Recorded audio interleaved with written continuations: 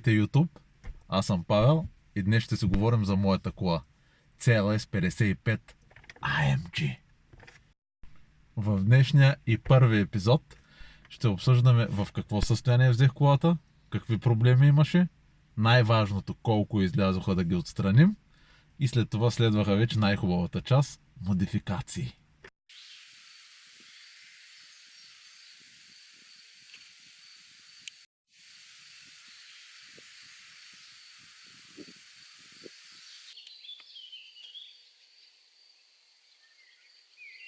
И така, след първия оглед стана ясно, че колата не е карана около 10 месеца и съответно има доста неща да се поправят, но пък пакетът X3 и състоянието на двигателя и скоростната кутия наклониха везните в нейна полза. И нека сега да започнем с проблемите на колата. Първият и най-важен проблем беше SBC модула. Това е спирачната система на колата. Да не навлизаме в подробности. Най-общо казано, когато тази система откаже, оставаш без спирачки, което не е никак приятно, както разбрах от първо лице. Резервната опция, която уж има, просто не върши никаква работа. Дори ако се движиш с 30 км в час, да не говорим за по-високи скорости. И другия много дразнещ за мен проблем бе, че колата дойде само с един ключ, а този ключ беше просто в окаяно състояние.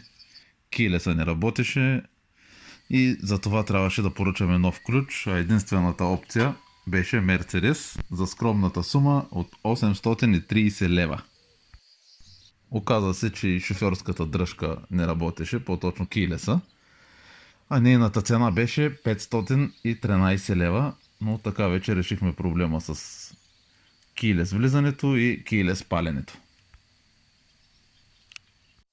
Следващото важно нещо, на което трябваше да обърнем внимание, бяха гумите, които бяха толкова зле, че приличаха на пълен слик и гонеха 10 години. Също така и не отговаряха изобщо на размера на джантите. И така, след като изчистихме главните проблеми с колата, беше време да преминем към доста по-приятната част, а именно модификациите. Единственото нещо, което не ми допадаше по екстериора на колата е липсата на дифузьор и веднага се заех с издирването на такъв. За мое очудване, сравнително лесно намерих тук в България карбонов дифузьор, който се оказа, че е в доста кофти състояние, но реших все пак да го взема и както виждате, човек като положи малко усилия, резултата веднага е на лице. Използвах 3М-ска паста, долу-горе около 30-40 минути и смятам, че резултата е доста добър. Имаше и други дребни детайли, които доста ме дразнеха. Първото, на което реших да обърна внимание, бяха спирачните апарати. Заводските са сиви, някой ги е бойдисвал червено, вече бяха станали към розови, имаха доста поражения по боята. И след голямо мислене реших и ние да сме в тренда и ги направихме жълти. На мен резултата много ми харесва, не знам вие какво мислите по въпроса. Фаровете бяха доста матирани, но имаха и проблеми с инсталацията вътре в самия фар, което наложи отварянето им.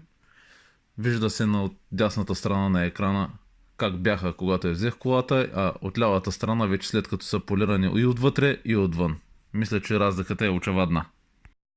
Още преди да взема колата знаех, че този модел има проблем с охлаждането или по-точно когато колата се кара по-агресивно, вдига температура на входящия въздух и съответно връща авансите и така мощността пада доста. Всичко това го прави заради дигането на температурата, което най-лесно може да се реши с една по-хубава, по-мощна помпа и съответно по-голям heat exchanger. Помпата смяната е елементарна, всичко пасва без никакви проблеми, все едно се сменяш оригинална помпа с нова такава. При heat exchanger обаче нещата бяха малко по-сложни, наложи се преправяне на доста неща, но всичко пак се нареди и мога да кажа, че това за сега ми е най-добрата модификация, която съм направил по колата. Яко даване на газ, примерно от 60 до 200, 3, 4, 5 пъти, температурата нямам никакви проблеми вече с нея. И така сме на тема охлаждане. Следващото нещо, което направих, беше да се взема с охлаждането на скоростната кутия. Заводско то се охлажда във водния радиатор, като този вариант изобщо не ми допадаше. Поръчах си 10 редов универсален маслен радиатор с хубави връзки, къстъм направихме и радиатора го изкарахме отпред, където си му е мястото, съвсем отделен кръг и всичко заспа. Благодаря, че ме гледахте. Ако видеото ви е харесало, знаете какво да направите. Абонирайте се за канала, защото в следващия епизод следва най-интересното. Перформанс тест и то подробен. Ще я пробваме на 0 до 100, 0 до 200, 100 до 200, 200 метра, 400 метра, ако намерим кадърна отсечка и 1 км. Също мисля да я пробваме и как спира. Все пак е с 8 бутални предни спирачки.